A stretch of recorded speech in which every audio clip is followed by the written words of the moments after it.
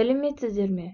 4-ші сынып білім алушыларына арналған дүниетану пәні бойынша Тоқтар Әубәкіров қазақтың тұңғыш ғарышкері тақырыбындағы сабағымызды бастаймыз.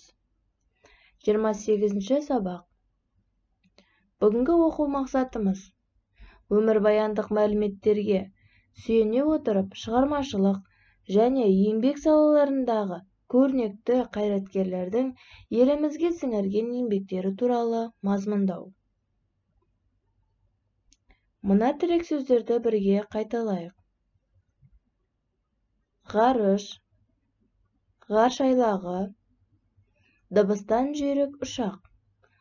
Балалар, сендер қазақ ғарышкерлері туралы не білесіңдер? Біз Тоқтар Әубәкіров, Талғат Мұсабаев, Айдын Айымбетов сынды қазақ ғарышкерлерін білеміз. 1991 жылы 16 желтоқсанда Қазақстан Республикасының мемлекеттік тәуелсіздігі туралы конституциялық заң қабылданды. Содан бері тәуелсіздік күні зор салтанатпен аталып өтіледі. 1991 жылы 2 қазанда Байқоңыр ғарыш айлағынан тұңғыш рет қазақ ғарышкері Тоқтар Әубәкіров ғарышқа ұшты. Кейін ғарышкерлер қатарын Талғат Мұсабаев, Айдын Айымбетовтер толықтырды. Ендеше бүгін Тоқтар Әубәкіровтің өмірбаянымен танысайық. Ол үшін мына бейнежазбаға назар аударыңдар.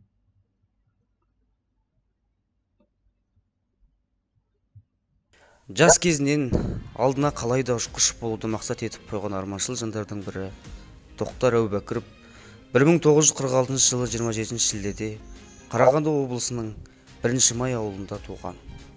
Ата-анасынан жастай жетім қалған ол апасының қолында тәрбиеленеді.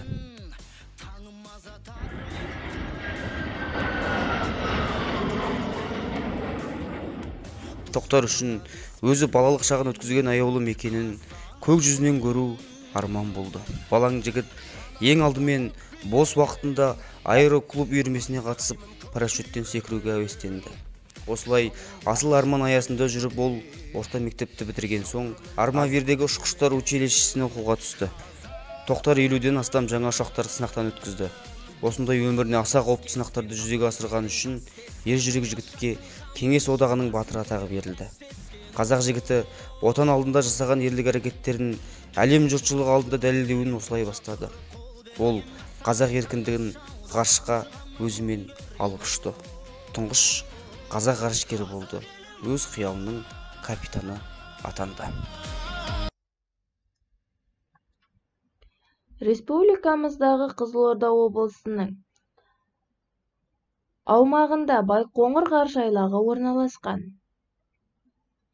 Адамзат алғаш рет ғарыш кемесімен осы жерден ғарышқа ұшқан.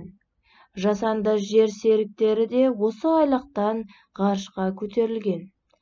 Ғарышты игеру ел экономикасы үшін аса маңызды.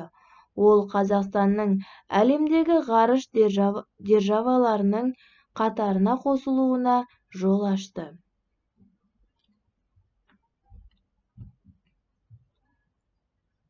Ендеше сіздерге үй тапсырмасы. Мен ғарышқа атақ үшін ұшқан жоқпын.